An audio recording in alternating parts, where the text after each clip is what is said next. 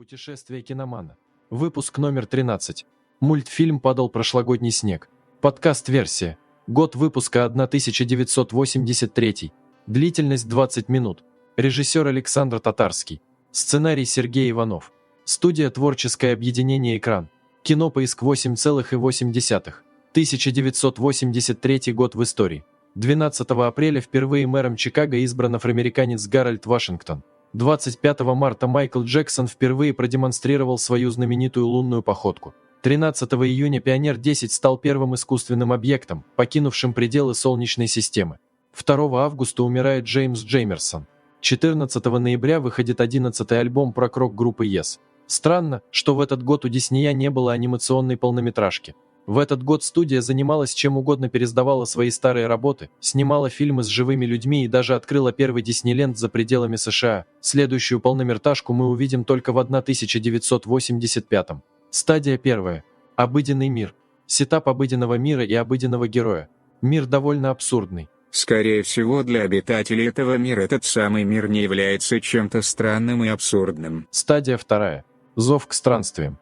Жена главного героя отсылает Това за елкой в лес к Новому году. Стадия 3. Отвержение зова. Не могу найти.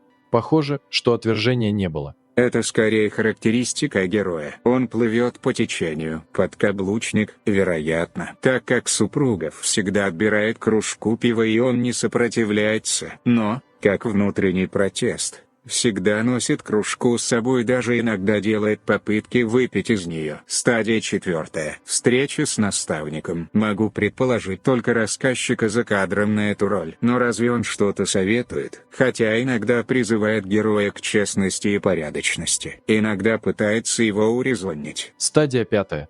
Преодоление первого порога. Отображается буквально переход через реку в особенный мир. Стадия 6. Испытания, союзники, враги. Первый поход за елкой. По большей части происходит в воображении героя. Заканчивается совсем недалеко от моста. Квест по добыче елки. 1. В воображении героя. 2. В реальности, но в особом мире. Назовем этот этап метаморфозы в избушке. Как исследователь.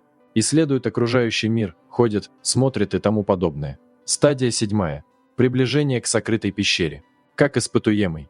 Наказание героя за его плевок в колодец, за его дурной нрав. Находит артефакт, волшебная палочка и претерпевает ряд физических трансформаций.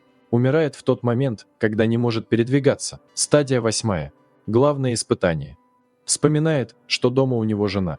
Просит щуку отпустить его домой и произносит волшебное слово «пожалуйста». Стадия 9. Награда. Щука возвращает герою его привычный облик, но оставляет тигриный хвост, как знак прошедшего испытания. Стадия 10. Обратный путь. Плетется грустный с новым хвостом домой. Не обращает внимания на окружающий мир. Стадия 11. Возрождение. Возвращается к мосту, где его ждет жена.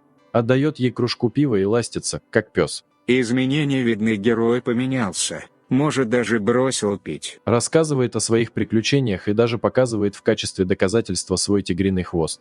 Но жена не верит и уходит обратно, плюнув нашему герою на сапог. Стадия 12. Возвращение с эликсиром. Изменившийся герой сверкает глазами, как главный волшебник фильма «Щука». Видим, что герой, помимо внешних изменений, изменился внутренне, принес частичку особенного мира в себе. Изменения зашли намного глубже, чем мы могли бы предположить. Начинает играть грустную мелодию, будто понял что-то очень важное. Настораживает тот факт, что жена плюнула на него и он остался на мосту один. Выводы, вопросы, ассоциации. Архетип герой-дурак.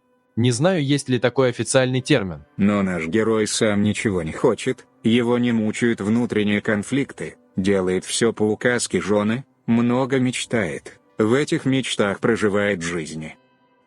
Щука – главный волшебник мультфильма. Присутствует с первого до практически последнего кадра истории, пронизывает все бытие фильма. Возможно, это ее мир, ее настройки данной реальности. После плевка в колодец, осквернение источника, герой должен принять наказание через серию превращений и получить прощение. За весь фильм герой пытается, но не может выпить пиво. В избушке он даже превращается в фонтан с пивом, но ни одной капли не выпивает. Что это такое наказание? Послушание? Адский трюк? Так как герой, вероятно, очень впечатлительный дядя с мощным воображением, то все происходящее могло быть только в его голове, а он сам мог валяться в ближайшей канаве. В конце фильма герой остается на мосту. Может, он стал проводником душ в загробный мир? Может, это все еще часть его послушания? Все-таки жена пошла искать кого-то другого дальше с фонарем. Момент, когда герой вспоминает, что у него жена дома. Для меня отсылка к тибетской книге мертвых, где умершему необходимо узнать или вспомнить сияние истины и выйти из сансары.